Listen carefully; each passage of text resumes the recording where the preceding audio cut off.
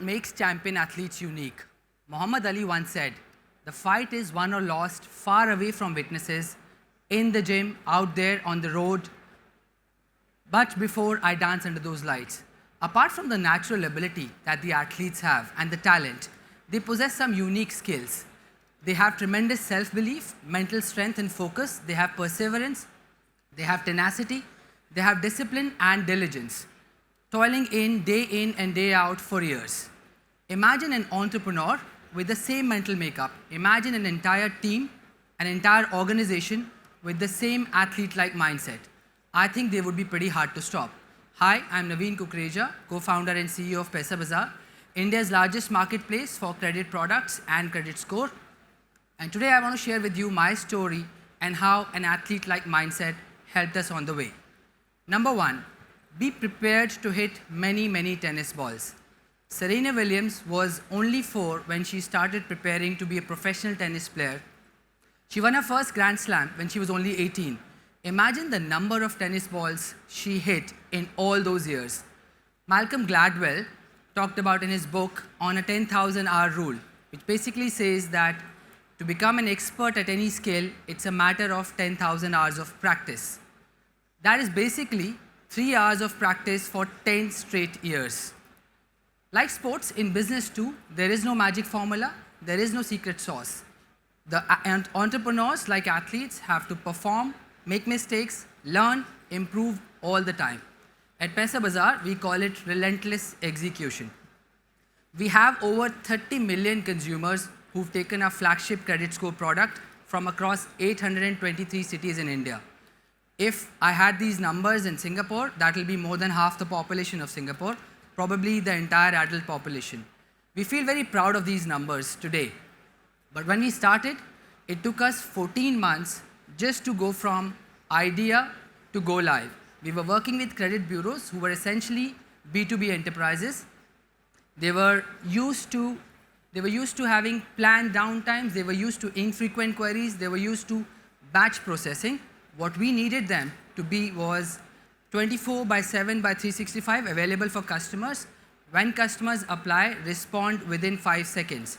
Post-launch, it took us a lot of tennis balls to be hit, sometimes well, sometimes not so well, to get us to where we are today. Number two, don't be in awe of competition. Nadal won his first Grand Slam in 2005. At that point, Federer had already won 6. In the same year, there was an 18-year-old Novak Djokovic who was ranked number 83 in the world in that year. When he started, he had all the ingredients that I talked about, but he also had a lot of self-belief to not be in awe of these greats. What he gave us along with Rafa and Federer was probably the best men's tennis era over the next decade and a half. When you're starting, and especially if you're not the first mover, it's important to have Djokovic-like mindset. When we started, we were number 5 to enter the marketplace. We were not the largest. We didn't have the largest funding. We were not the most established. But we had self-belief, and our first principles-based approach allowed us to be very clear on what we wanted to offer, and the gap in the competitors' offering allowed us to create differentiation. It took us 3 years of consistent effort to become the market leader, and since then we've only built our lead by focusing on what consumers desired and have tried to innovate and execute to get better. Number 3, there will be bad days, more bad days than good. How you respond to bad days is what defines you. All great athletes have bad days. They run out of form, they have injuries, their abilities are questioned, sometimes they're written off, but they always bounce back. Entrepreneurs and startups, you will also have your bad days. You may lose clients, your funding may dry up, you may lose employees, there might be tough external environment, or something else that you didn't think of. You need to be prepared that this will happen, and at that point in time, you need to have a lot of self-belief, and probably co-founders help each other in that time, and you need to be nimble to act in that situation. On March 23rd, 2020, India went into a total lockdown as COVID started. That was probably the most severe lockdown across any country. The lending industry in India came to a sudden halt. We lost 90% of our revenue in 1 month between March 20 and April 20. We had no idea at that point on how long and severe this would be. After taking a little time to accept the severity, I and my co-founders decided that our first priority should be to survive with minimal food, and use the crisis to become leaner and fitter. Backs to the wall and a desire to survive helped us make some of the best decisions we made. We cut out all the non-core costs and most variable costs. At the same time, we focused on preserving the most core team, which we knew would be very valuable as the tide turns. We digitized ahead of the industry because we had more bandwidth in absence of regular business, and changed some of our commercial terms to become more robust from a long-term perspective by adding renewal revenue stream. In a strange way, as hard as it was, the COVID period actually really helped us. Our volumes are today at the highest level, our margins are stronger, our product is more digital, and we are very close to profitability. Number 4, evolution equates longevity, stagnation equals death. In 2007, Fortune magazine did a cover story on Nokia. The headline of the story was, "Can anyone catch the cell phone king?" Nokia had reached an astounding 1 billion consumers in that year. Incidentally, in the same year, Apple launched its first iPhone, and we all know what happened over the next few years. The truth is that today the cycle of redundancy is getting shorter, from decades to years. F1 is another great example from sports, where the technology is evolving so fast that today engineers and technology in the cars play as much an important role as the driver behind the wheels. Whether it's sports or business, things would continue to evolve. What's great today may get outdated very, very fast. Staying with the credit score example that I took from our business, we were very conscious when we launched the product to ensure that we stay ahead and are able to evolve our product over a period of time in terms of what customers value. From launching with 1 credit bureau in the country, we now work with all the 4 credit bureaus in the country. From a single one-time report to now we have a lifetime free access with monthly refreshes. From a single language to now having multiple languages to offer the credit report. From a vanilla report, we now offer exclusive pre-approved products and premium insight products, and so on.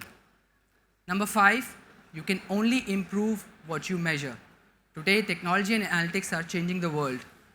The book Moneyball told us a great story about Oakland Athletics and the team on how they use data analytics to drive the strategy and drive the selection of the teams and the players, and they changed the way players and teams were selected ever since. At work, I have a simple mantra: identify the right metric for every key action that you're taking, and then measure it honestly and rigorously. There have been times when a colleague comes up to me and asks that this is too qualitative. How do I find the right metric to it, or I can't find it? And I say to them that think harder and you'll be able to find the right metric. Of course, there are times when it takes a lot of effort and multiple attempts to get to the right metric. I'll share a small example.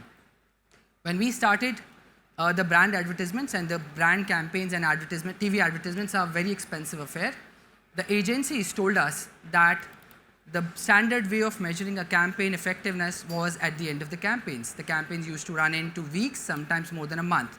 And I thought that as a digital brand, there has to be a faster and better way of measuring the effectiveness. For the next few months, we thought hard internally and came up with the right matrices. For us, it was traffic and inquiries, which were available to us by the minute, by the way, and then used our analytics team's help to build a proprietary in-house 8-minute model. What it tried to do was predict the outcome or the effectiveness of the brand campaign from a medium-term perspective within the first 8 minutes of running the first ad. It became stronger as we got more and more data and more campaign data. The results were awesome. We were able to respond very fast to the campaigns or the advertisements that were not very good and cut out and save millions in the process. While these were the 5 aspects, there's one more I wanted to include, which is rarely spoken about, which is you read the story of any sporting legend and you see and you go through what the families have to go through in the process. Like in sports, building a business takes a lot of toll and sacrifices from not only you and your team, but your families in the process. Without their support, the road might be too steep. I know I wouldn't be standing here if it were not for my family's support and those of my teams. So a big thank you to all of them and to all of you for giving me your time. Thank you.